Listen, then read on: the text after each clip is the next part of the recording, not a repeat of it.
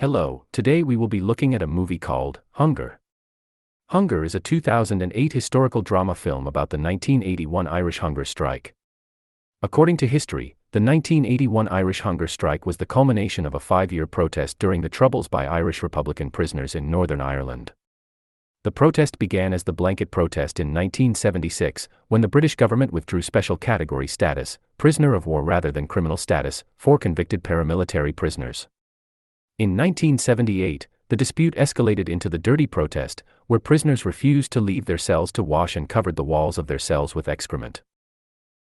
This movie is starred by Michael Fassbender, Liam Cunningham, and Liam McMahon. It outlines events in the Maze prison in the period leading up to the hunger strike and its aftermath. Let's start. The movie begins with a prisoner officer, named Raymond Lohan, looking in the mirror to get ready for his daily life. He was served a plate of breakfast.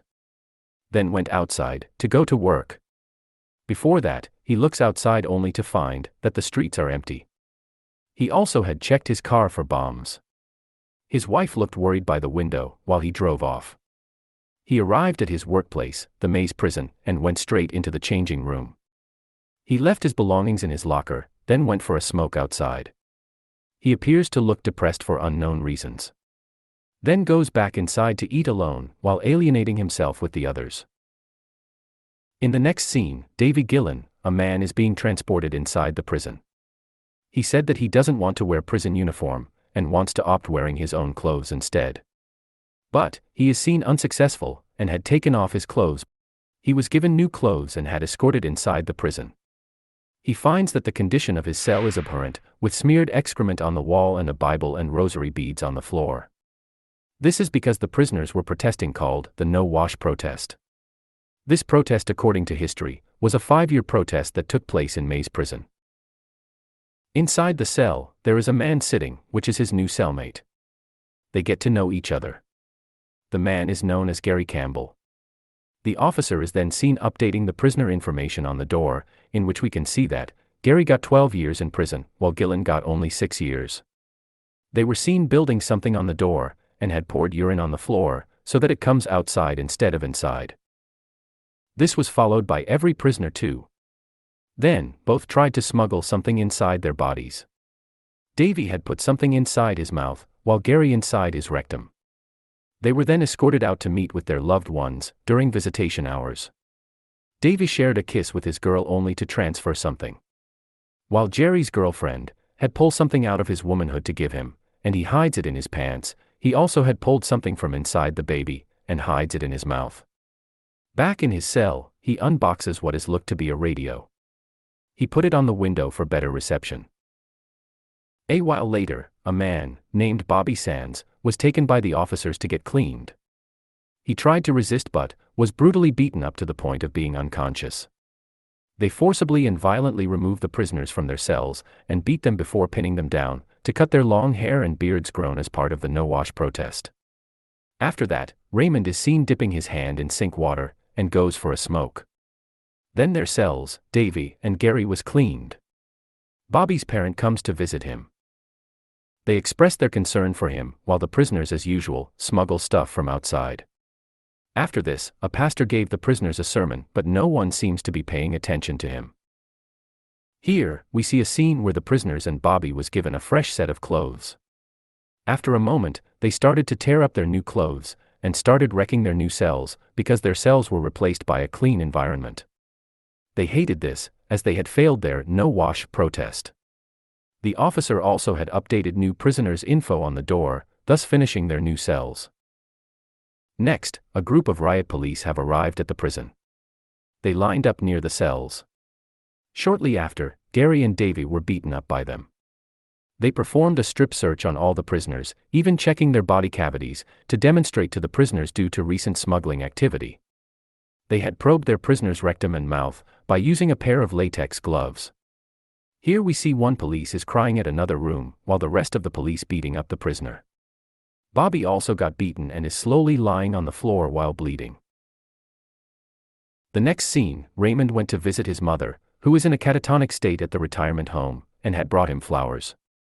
But suddenly, an IRA assassin came out of nowhere, and shot him in the back of his head. His mother is covered in blood, but does not seem to be bothered by it, while the rest of the people is terrified. Bobby is then visited by Father Domini Moran. They were seen smoking and discussing about the morality of the hunger strike. Bobby expressed that the hunger strike is not working due to leadership issues. Sometime later, we see Bobby is laying on a bed. He is determined to finish the hunger strike. A doctor in the prison tells the condition of Bobby to his parents seen here. The doctor said he is suffering from weeping sores, kidney failure, low blood pressure, and stomach ulcers. We now see Bobby is laying on the bed. An orderly came by, and he tried to apply some ointment on his body, while Bobby being in severe pain. His untouched food was replaced several times, throughout his time on the bed. But still, he would not eat. He went to the toilet, only to defecate blood, and experienced nausea and vomit. They also changed his hospital bed sheets, where there are stains of blood. It's clear that Bobby is waiting for his final days.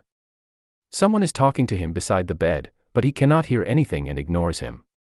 He also experiences hallucination of his 12-year-old self, staring at him. While Bobby lies in a bath, a large orderly comes in to give his usual orderly a break.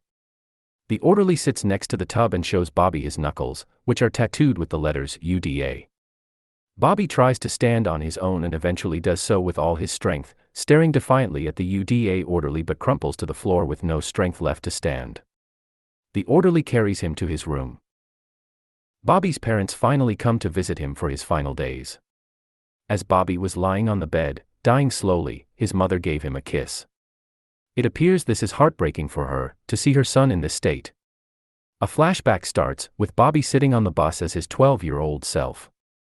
He then went out for a jog on the woods. As adult Bobby slowly dying, he remembered all this, and a tear in his eye is seen, before he finally dies. His body then got transported outside to be buried. In the textual epilogue, it is said that Bobby died 66 days after the start of his hunger strike. He was elected to the United Kingdom Parliament as MP for Fermanagh and South Tyrone while he was on the hunger strike. 9 other men died with him during the 7-month strike before it was called off, and paramilitaries killed 16 prison officers during the protests. Shortly afterward, the British government conceded in one form or another to virtually all of the prisoners' 5 demands despite never officially granting them political status. The movie then ends. That is it for this video. I hope you enjoyed the video. Please leave a like and subscribe if you enjoyed it. Don't forget to leave a comment. Thank you. And goodbye.